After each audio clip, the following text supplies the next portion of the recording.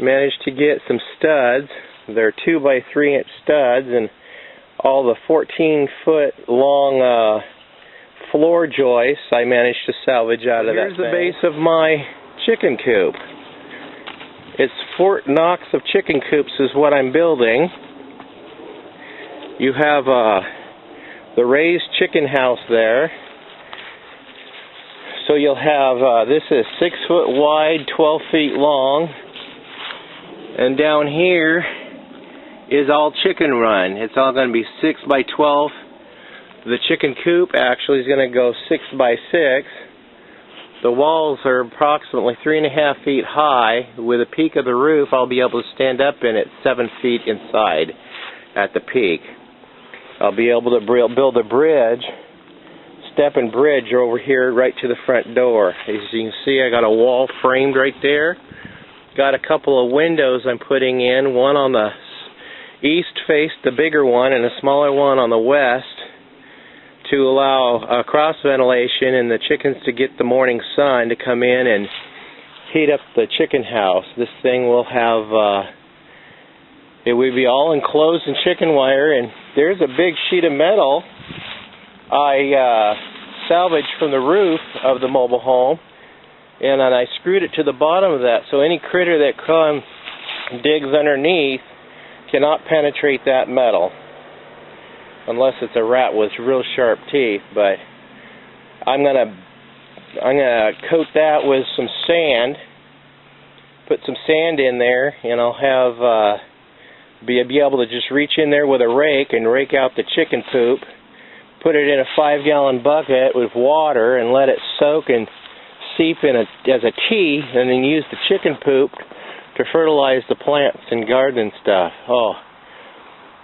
So try to make it as user-friendly as possible for the farmer, and the farmer's wife will have a hatch on the side to reach out and just grab the eggs. They'll have a roost on the other side. This will have electricity coming to it, and I'm going to put some water spigot out here so we don't have to go far for water. Got plans to install the heater underneath the water dish to keep it from freezing in the winter, and there's going to be a little bit of a 75-watt light bulb with a metal shield over it, so it'll be dark inside, but the heat from the light bulb will generate enough heat over the roosting area during the winter months to keep the chickens happy. I'll also put a light inside, and then out in the chicken run, 2 lights that will run off of a timer to give them optimal time of light, so they'll lay eggs year-round. To give you an idea of the size of the chicken coop, I set this frame up. This is the door. It gives you 7-foot height. I have to duck just a little bit to get through the door here, but it's a 2-foot wide door, 6 foot high. That's going to be big enough for my wife, who's going to be doing the chickens, but I'll be doing it the rest of the time, or just making it her chore. Here's the 2 windows I was talking about that are going in the chicken coop. The smaller one on the west side of the chicken coop, and the larger one on the east side to catch the morning sun. I salvaged these out of an old canopy. Actually, it was an old camper. And these will suit me just fine for a chicken coop. The windows will be able to open and close, open in the summertime for cross ventilation and close in the wintertime to keep them warm. And I'll probably have to put some heavier duty screening material over the face of it to keep the coons out in the summer. Okay folks, for the chicken nesting box, I'm going to use these. This is like a Rubbermaid tub. I got these from the hospital, and they're perfect to make a rack, put some hay in there, make a nice little nesting box for the chickens, and when they soil it, all I have to do is just remove it, take it out, clean it out, put some new bedding in it, set it in, so it's really easy. So I'll show you guys that when I get that all set up and fixed. We'll have about 4 of those. Alright, I got chicken coop all framed, And it is up. The framing, everything's up. That's just the chicken coop. Got the windows. There's the east-facing window. It's bigger than that west-facing window. There's my door. Showed you how big that was. There's the window, the west-facing window. It's smaller. I could have gone bigger, but hell, I just had, this is all recycled material. Everything you see here is all recycled material. Didn't cost me a cent to build this much so far. And then here's the chicken run. Outside, I still got to frame that in. I'm going to frame it in just like the base down there, except it's going to go up to the top of the ridge and then to the eaves. It's just going to follow the roof line all the way out. Yeah, it's going to be a high roof, but I don't care. It gives a lot of air space for the chickens, and I probably glean some branches from the forest here, stick them in there, and give the chickens something to play on with varying types of diameters of branches for their feet, so they don't get I don't know, foot atrophy, I guess, from having the same thing to grip all the time. Like I said before, the base is going to be filled with sand. This end right here is going to be a door I'm going to put in so I can access to get the chicken run area, so I can get in there and rake the chicken poop out and use it for my chicken tea to fertilize and nourish my garden, which is over there. Not built yet, but that's where it's going. We bought this property. It was my wife's and my anniversary. What an anniversary gift. We bought each other a property. It's 9 acres. More work on my chicken coop, and I'll give you a quick tour of what I have done. There she is. I added the nesting boxes. We got 3 nesting boxes right there. Accesses into the main chicken coop. There's some neat features in there that I've gleaned from YouTubers who gave me some great ideas on building my chicken coop.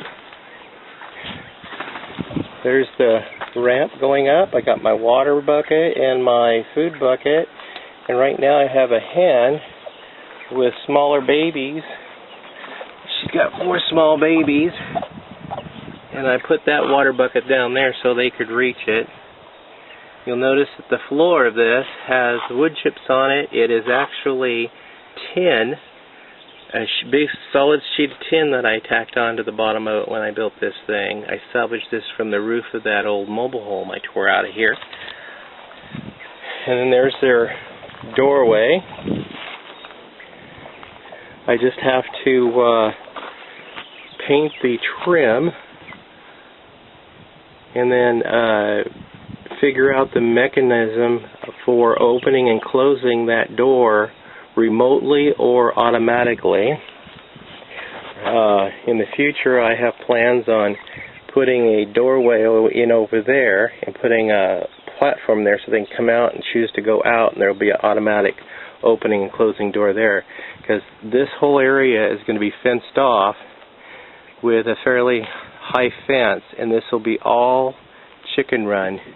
There's approximately 100 foot by 150 foot of chicken run that's going to be over here, with this little chicken house in the midst of it. It'll give the girls plenty of room to run around, take dust baths, catch bugs. This is Rodney, my big rooster, and this is his wife, Henrietta. She's my adult hen. Of course, she's got 4 chicks there. Here's 8 chicks that I've purchased. They flew in from Ideal Hatcheries out of Texas. Got them through the local hardware store. take you on a tour on the inside. Oh, real quick, here's my door for getting into the chicken coop for cleaning. Those chips have been down there for 5 months now. Haven't had to clean it. My goal is to not have to clean it but maybe once a year. I do plan to put in a dust bath for them back under there. Let's take you on the inside.